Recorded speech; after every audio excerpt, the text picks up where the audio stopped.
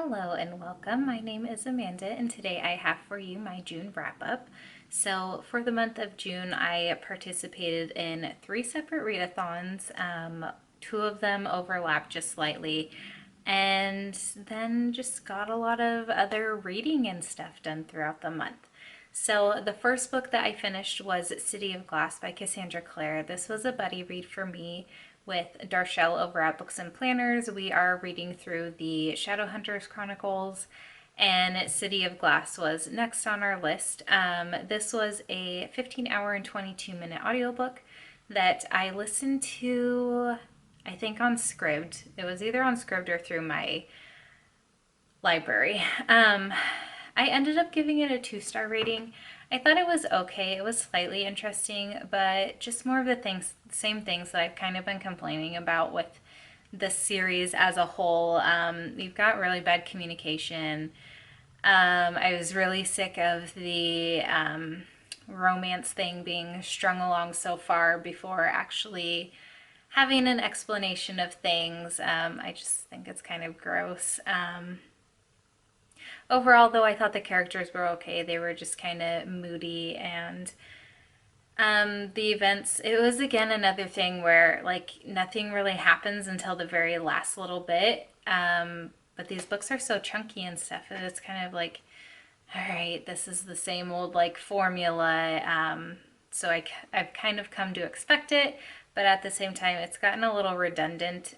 So I am happy that for the month of July, we're taking a break from the mortal instruments and we're moving into the infernal devices, because I think it'll be nice to have a bit of a break from these characters we've been following for 3 books and learn about some other characters and hopefully more about the world of Shadowhunters, which is what I'm really interested in, versus just like the teenage angst and drama.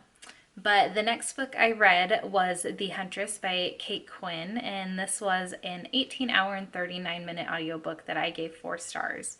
Last year I read The Alice Network by Kate Quinn. I have both of these on Audible, and I thought it was such an interesting story to be told about what happened during World War I and World War II. So the Alice Network was basically a network of women spies, I guess you could say, that were built to more or less like trade information about what was happening, and to kind of like find out more about what Germany and the Nazis were planning, and help the Allies to kind of foil their plans and the like. So this book continues on. After that, we follow a different set of characters. Eve does pop up like for a very short period of time in The Huntress. But basically, there is this woman called the Huntress who did some really bad things during World War II. And there is a journalist who has been really fixated on her story, because he found out that she killed his brother. So it kind of follows 3 different characters. You've got I read this at the beginning of the month, so I'm not remembering names. I think Jordan was the girl who was like around the age of 18. She has a new stepmother. Her father owns a pawn shop sort of thing, and she's really into photography. Then you've got Ian. Was that his name? One of them was named Ian. I think Tony was his partner, who is the journalist who is following these events and trying to find this woman. And then you've got Nina, I think was her name, who was a part of the Soviet Union's Night Witches, which was basically like women pilots or women bombers. And their stories are all interconnected at a point. But I really enjoyed the character dynamics in this. I thought the atmosphere was great. It really like built a clear picture of what happened during that time. It also gave more information about like different things from what we're used to reading that happened around World War II. And I really enjoy the stories that Kate Quinn crafts. So she's kind of really quickly, I mean, I've only read these 2 books, but she's pretty much an auto-buy author for me now. I don't know if she has any backlist titles, but I would definitely be interested in reading more of her books, either as they're published or going back and finding out if she's got anything else. So the first readathon we're getting to that I participated in was the Buzzword Readathon. This was round 4. And for this readathon, the buzzword was you. So I read You by Carolyn Kepnes it was on audiobook. I think it was either from Scribd or my library. I can't remember at this point. It was 11 hours and 6 minutes, and I gave it a 3-star rating. I thought it was intriguing. I've never really read a book told from second person's perspective, so I thought that was pretty interesting because we are basically in the mind of a serial killer and a stalker, and as he's talking, it's making it sound like we, the reader, are the ones that he's kind of following around, and because he says like, you did this, or you were wearing this, and when I saw blah blah blah blah blah. So it was pretty intriguing. I'm kind of interested in seeing the Netflix adaptation, which has Penn Badgley in it. I know there's a second book called Hidden Bodies, but I'm really not interested in reading it at all. It was mostly just to have a book to read for the readathon, and then also because I think though the Netflix TV adaptation would probably be creepy, I don't live together, or I don't live alone, so I don't really have to worry about being creeped out in my own house by myself. So I might watch it at some point if Skylar has any interest in it. So the next book I read for the readathon, I actually have as a physical book, and that was It Had to Be You, which is the Gossip Girl prequel by Cicely von Ziegesar. This was a reread for me. I read these books back in, I want to say like my 11th grade year, so I was probably 16 when I read these, so it's been about 12 years. This was a 401 page book that I gave a 2-star rating. I know Becca from Becca and the Books is doing a kind of reread or like a read through to finish these books, because I want to say like one of them popped up on her Bookopoly board or something like that. It was a prompt that she had to do, and like she said, these don't stand up to the test of time. These kids are pretty awful, like high class socialite, just rude children. So we follow Blair, Serena, Nate, Jenny, Dan, and Vanessa, and a little bit of Chuck throughout this, and it's just kind of laying the foundation of getting to know these characters and kind of what's going on and how it builds up the rest of the story.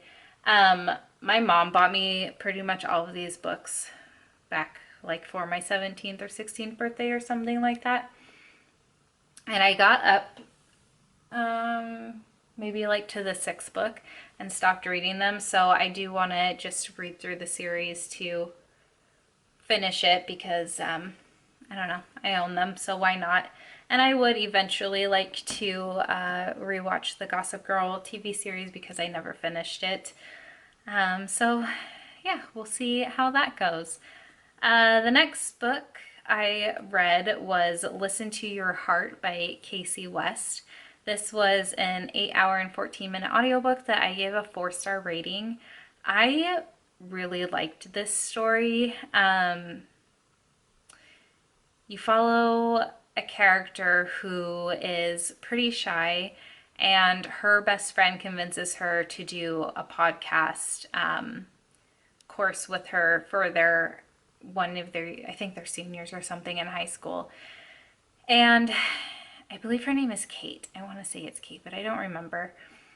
She's pretty content with the life she lives. Her parents own property on the lake, and they own like a water sport rental company. So they've got like jet skis and kayaks and paddle boards and boats and things like that that people can rent.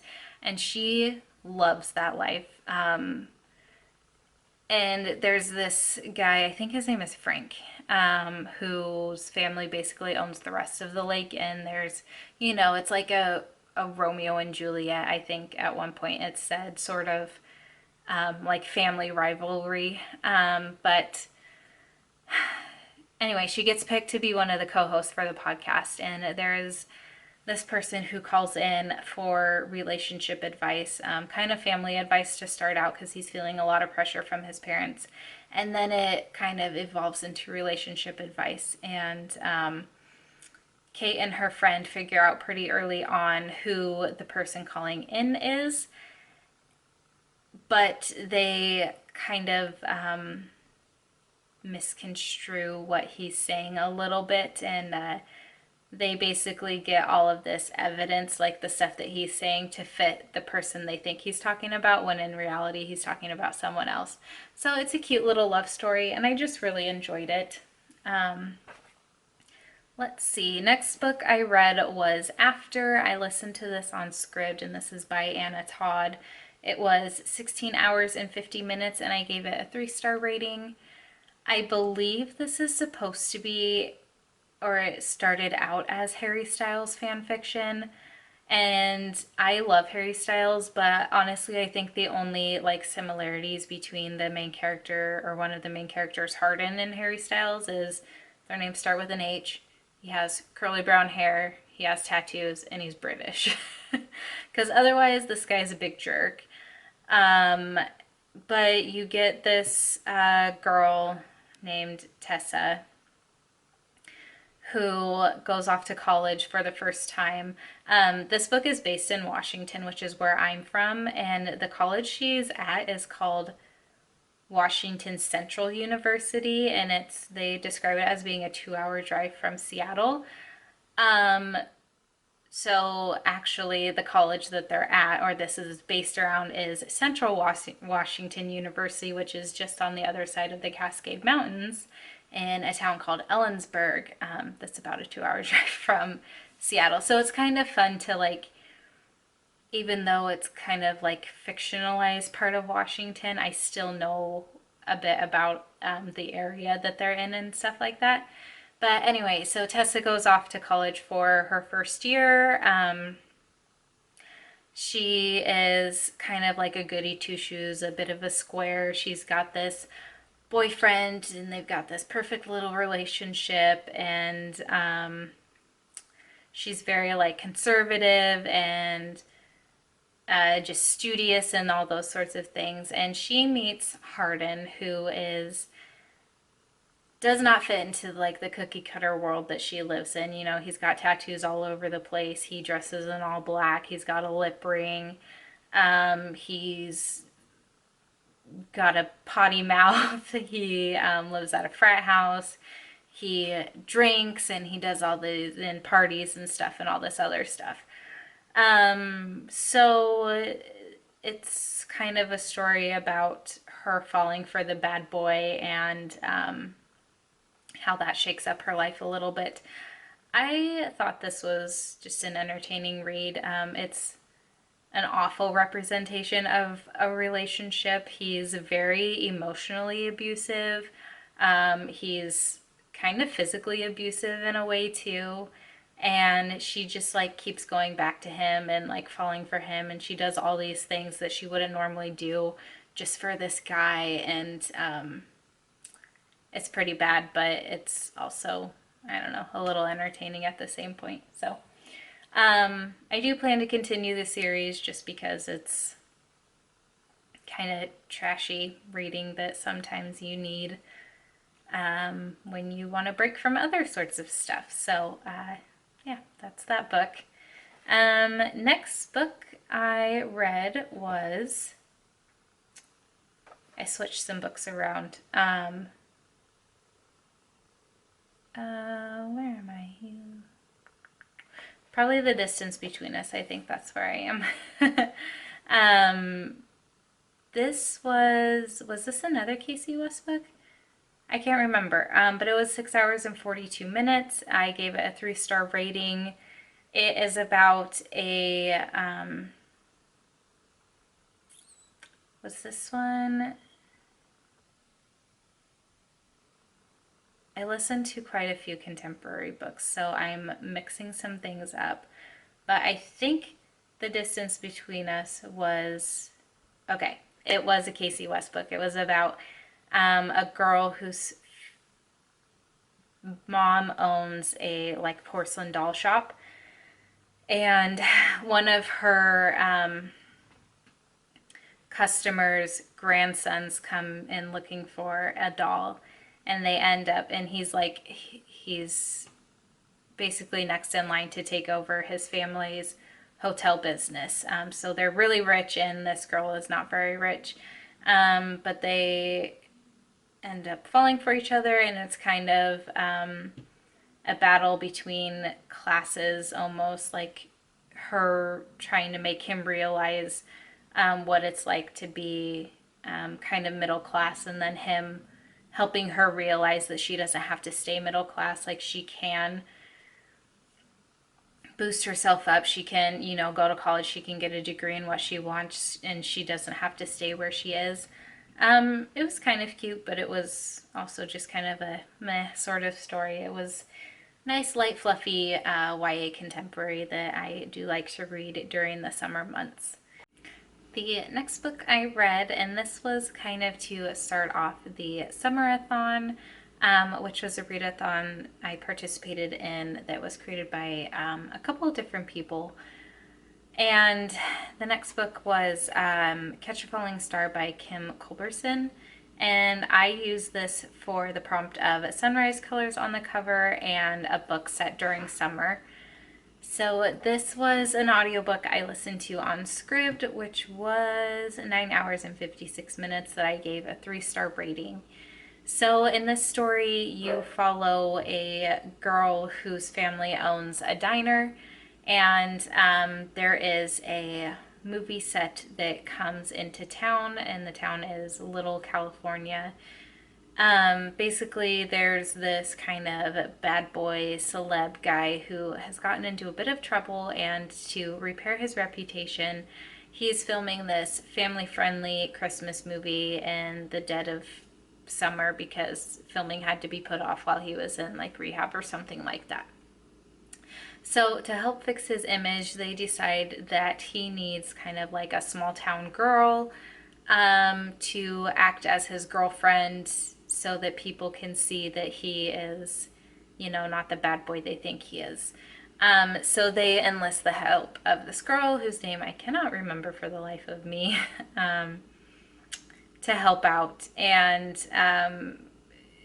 she ends up agreeing because her family is in a spot of trouble with her brother because he has a gambling addiction. So I did enjoy this book. I thought it was a nice setting. The characters were interesting. I thought they had good like relationship and dynamic together, and it wasn't as lovey as a lot of like YA summary contemporaries are, which was kind of nice. It was more about like a relationship, as in a friendship, and again like two individuals helping them each other through different things that they're going through in their lives. So I thought it was pretty decent for what it was. The next book I have for Summerathon was Water for Elephants. So I had started this a little bit before Summerathon, but I don't have a lot of time for reading physical books. So I decided to count it because I still had like a good chunk of this story left. But in total, it was 331 pages, and I gave it a 4-star rating. And this counted for the prompt of like road trip, travel, or vacation, because this takes place in the United States in the 1930s with a traveling circus. So obviously they ride on a train, they transport everything via train and go from city to city to throw up the circus for a couple days or what have you and make money. I have seen the movie. I had never read the book. And I honestly forgot a lot about what happened in the movie. So it was nice to kind of like know a little bit of the story, but essentially go in with like a bit of a fresh mind.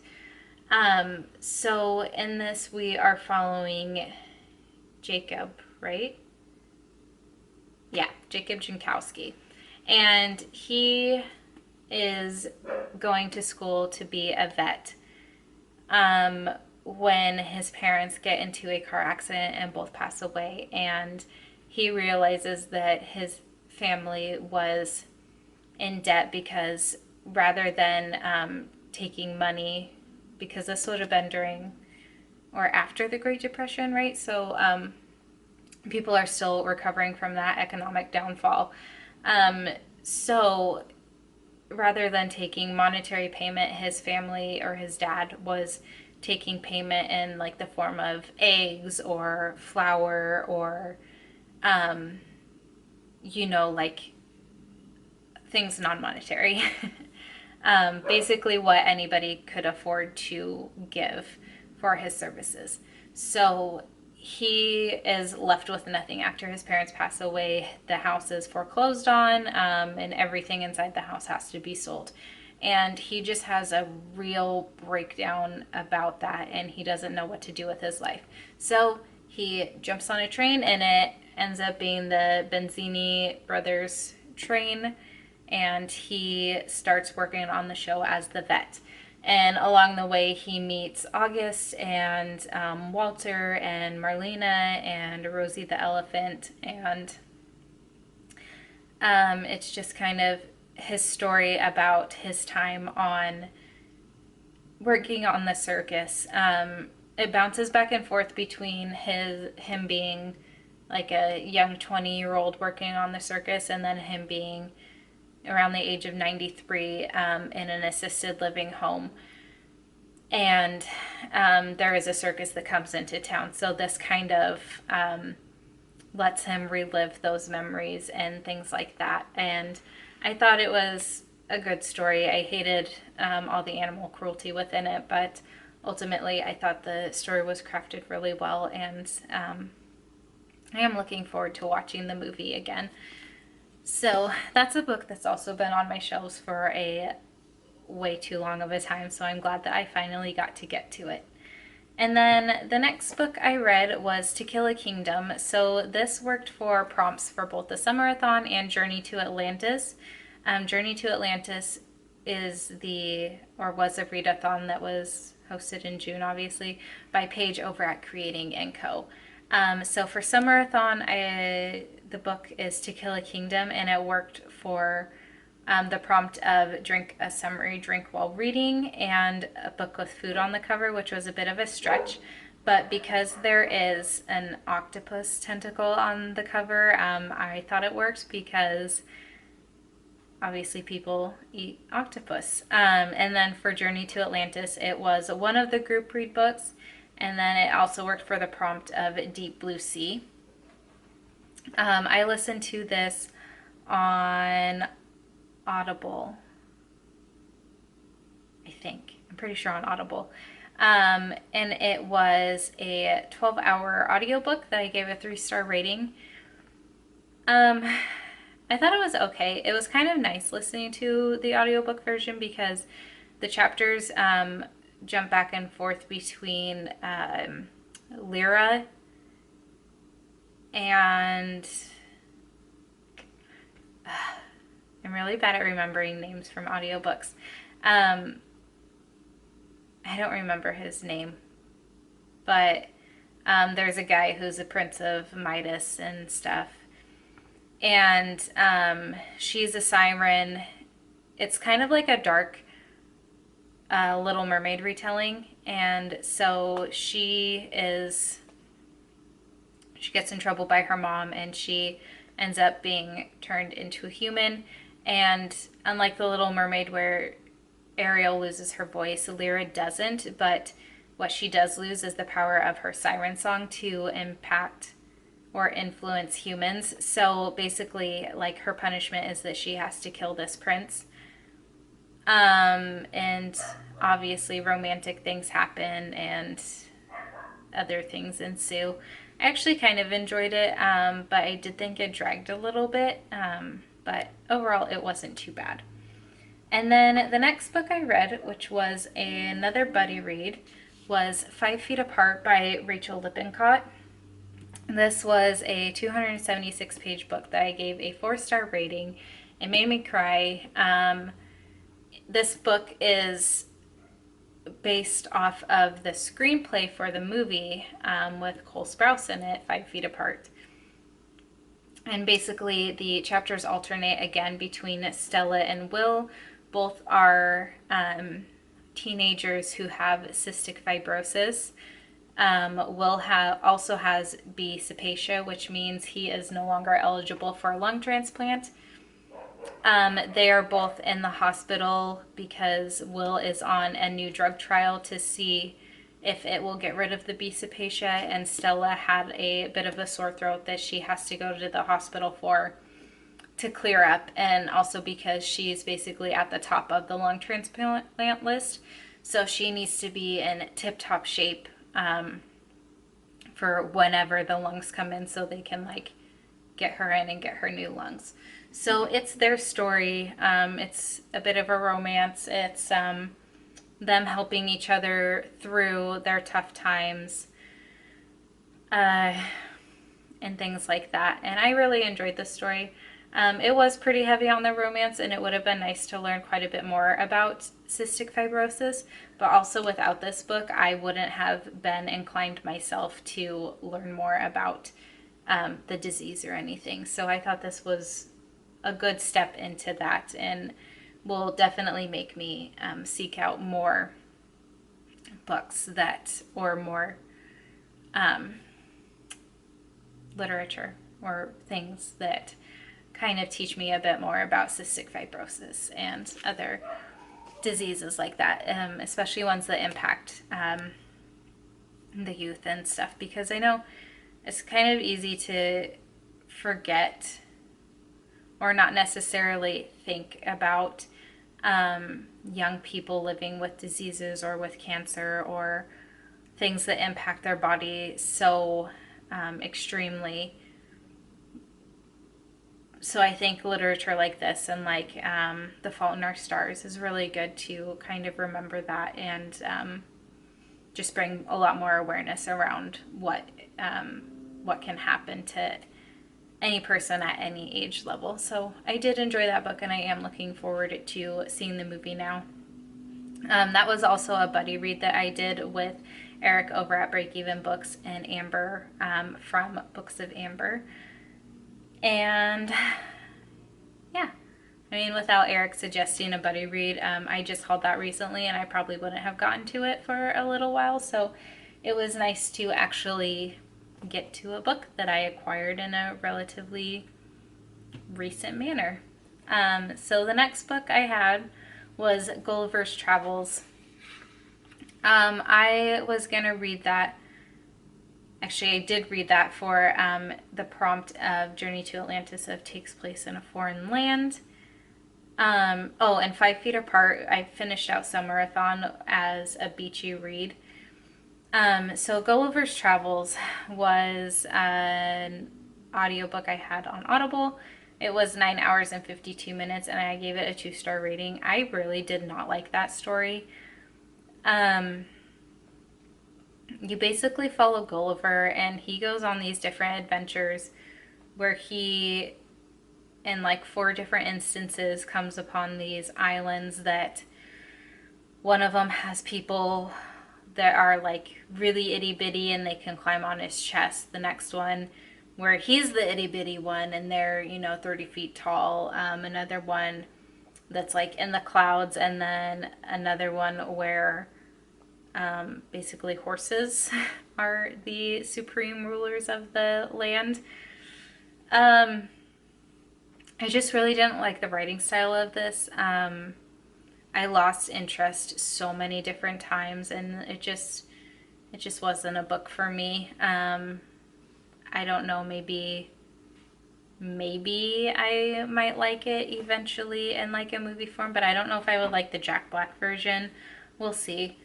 And then the last book I read a tiny bit of was Dunkirk, which is the history behind the major motion picture, and that was going to be my book with a map and one-word title for Journey to Atlantis, but I only was able to get 38 pages in.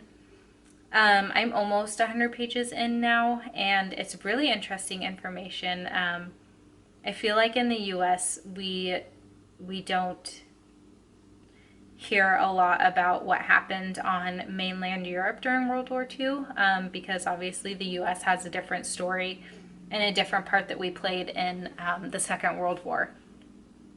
So Dunkirk wasn't really something I knew a whole lot about, basically until the movie came out with Harry Styles in it, and I knew I wanted to watch the movie, and then I saw this book at Costco, so I picked it up, not realizing it wasn't like a movie, kind of like 5 Feet Apart, which was the book version of the script. This was actually just the history behind the making of the movie. And so I own the movie, I own the book, and I really wanted to know a lot more about the history before watching the movie, just because like I know it's going to be impactful either way, but I thought it would be more impactful having that extra knowledge behind me. So I plan to finish it in July, because I couldn't finish it in June, and we'll see how it goes. So maybe it'll be in my next wrap up. But that means that I read and finished a total of 12 books during the month of June. My total pages read, which I think might be my highest for this year so far, is 1,046 pages. And my total time listened was 108 hours and 41 minutes. I had a good mix of 2-star, 3-star, and 4-star books, which ultimately put my average rating for the month at 3.1, which isn't too bad.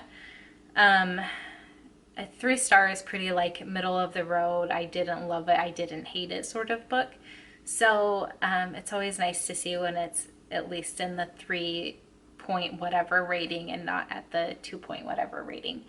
So I would love to know if you participated in any of the readathons I mentioned. If you did, what were your favorite prompts or books that you read for them? And if you've read any of these books or have any recommendations based on these books, please do let me know down in the comments below, and I will chat with you there until my next video. Bye!